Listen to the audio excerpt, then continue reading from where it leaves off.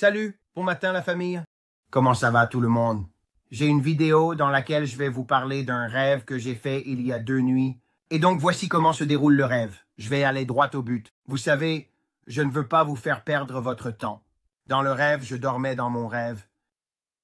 Et je me réveille dans mon rêve et je regarde par ma fenêtre chez moi et je prends mon téléphone et je vois tous ces bulletins d'informations sur mon téléphone provenant de YouTube et d'amis.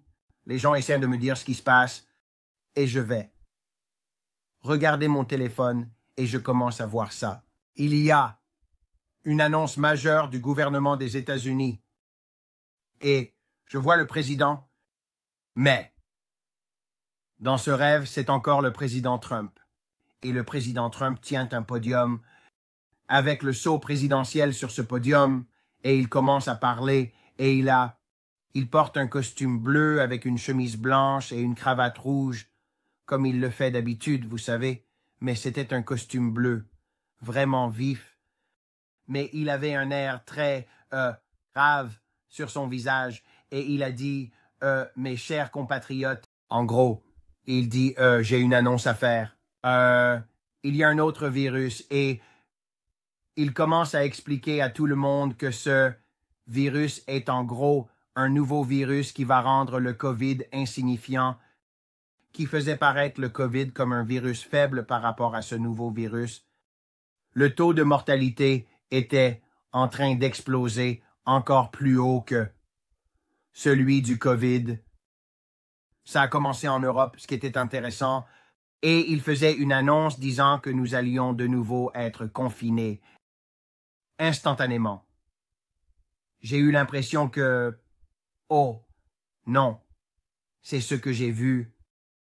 Vous savez, dans mon rêve, je pense à ça. C'est ce que le Seigneur m'a montré.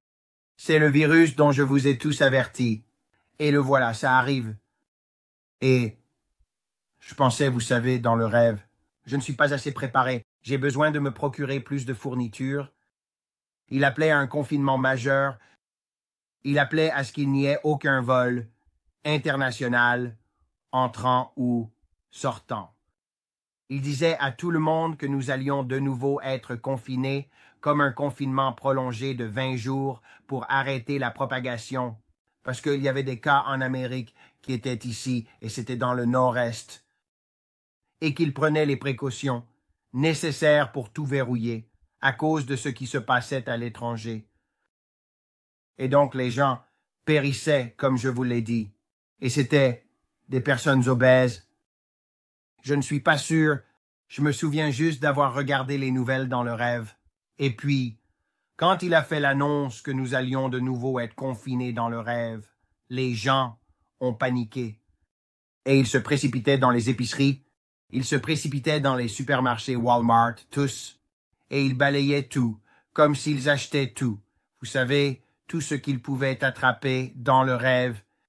C'était presque comme si les gens étaient en panique à cause de ce qu'ils avaient déjà vécu. Ils savaient déjà ce qui s'annonçait. Alors, les gens agissaient de manière folle dans les épiceries, pas seulement à propos du papier toilette cette fois, c'était à propos de tout, des chips, tout ce qu'ils pouvaient attraper en achetant et en remplissant leur caddie, et peu importe les familles, c'était comme ça pour tout. Et je me souviens, dans le rêve, vous savez, de regarder les nouvelles dans le rêve, c'était un rêve tellement étrange. Avec tous les grands réseaux d'information qui parlent de ça, c'est un nouveau virus, c'est une nouvelle pandémie, et ça écrase le COVID. Et ils continuaient à dire dans leur discours que ce ratio de mortalité allait écraser le COVID. Et en gros, c'était le rêve.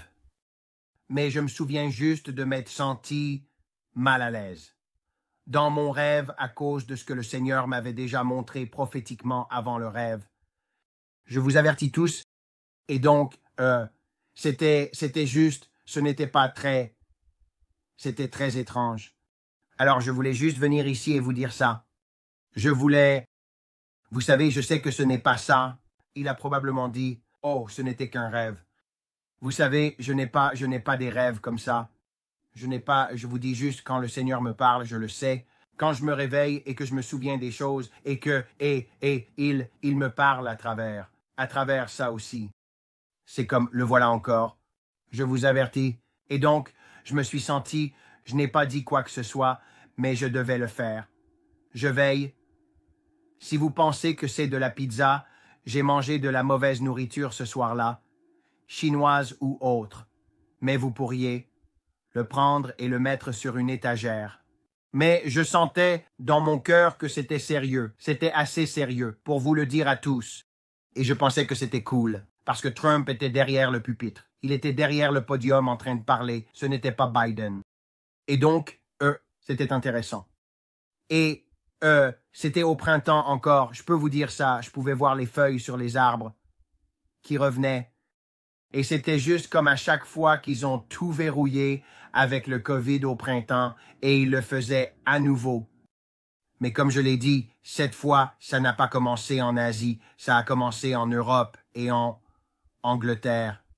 Et tout ça là-bas, en France, tout ça, ça se passait déjà avant et donc les gens le regardaient. Et puis, comme je l'ai dit, il a fait l'annonce, on dirait que c'était des semaines avant, c'était similaire à COVID.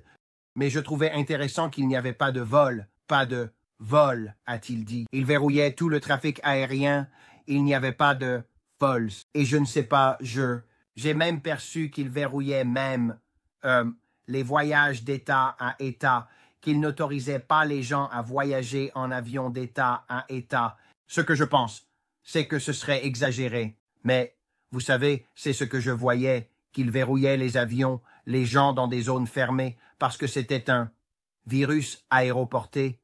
Ce n'était pas par des fluides, c'était aéroporté. Comme je l'ai dit, je ne viens pas ici pour essayer de vous faire peur. Je viens ici pour vous avertir, et vous pouvez le prendre et prier dessus avec moi, et c'est juste. C'est vraiment lourd, vous savez, parce que je l'ai ressenti priant sur des choses et intercédant sur ce dont je vous ai averti. Et donc, je veux juste prier pour vous tous aujourd'hui. Comme je l'ai dit, je n'essaie pas de vous faire peur. J'essaie de vous avertir. Alors, prions simplement. Père, je te remercie, Seigneur, pour chaque avertissement que tu nous donnes. Tu ne veux jamais que nous soyons pris au dépourvu. Tu ne veux jamais que nous soyons dans la peur ou l'inquiétude ou dans le tourment. Mais Père, tu es un bon Père. Et tu nous avertis de ce qui va venir.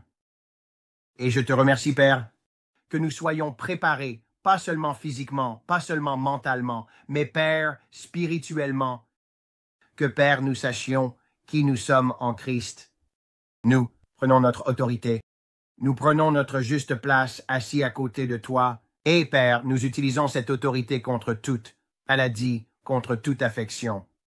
Tu as dit dans ta parole, Seigneur, qu'un millier tombera à notre côté et 10 000 à notre droite, mais cela ne s'approchera pas de nous. Père, je te remercie, Seigneur, que si ce virus devait apparaître, et je prie pour que ce ne soit pas le cas, mais Père, si c'était le Père que nous avons les psaumes 91 et 23, ce Père-là, tu m'as averti plusieurs fois qu'une tempête approchait.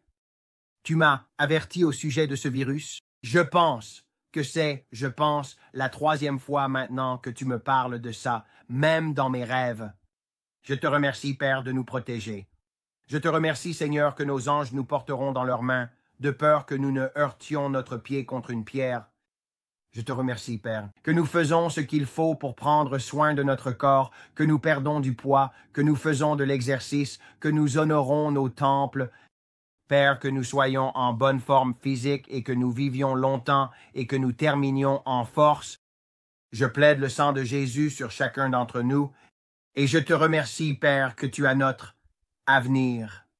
Tu sais notre avenir, plus que nous connaissons notre passé, et tu as un plan pour nos vies. Père, je pense que tu as dit, bien-aimé, je souhaite par-dessus tout que tu prospères et que tu sois en bonne santé, tout comme ton âme prospère. Et je te remercie, Père, que nous sommes prospères dans notre esprit, notre âme et notre corps. Mentalement, émotionnellement, physiquement, financièrement, nous sommes en bonne santé, au nom de Jésus. Et je te remercie, Seigneur, que Trump gagnerait au lieu de Joe Biden.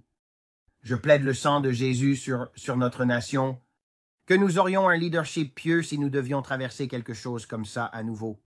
Qu'on aurait quelqu'un là-dedans avec un peu de bon sens, qu'on aurait quelqu'un pour diriger ce pays qui saurait comment nous aider, que, Père, il ferait un meilleur travail que la dernière fois.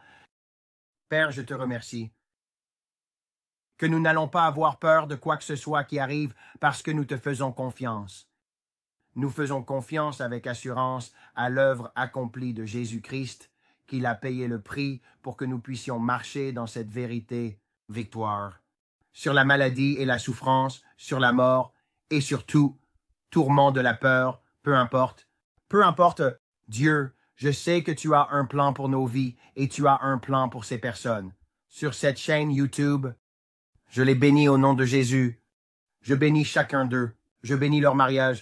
Je bénis leurs enfants. Je bénis leur maison. Et je dis, Père, au nom de Jésus, que tu es notre Père et nous t'aimons, Dieu, et nous savons que tu nous aimes. Et nous disons, au nom de Jésus, nous prions, Amen.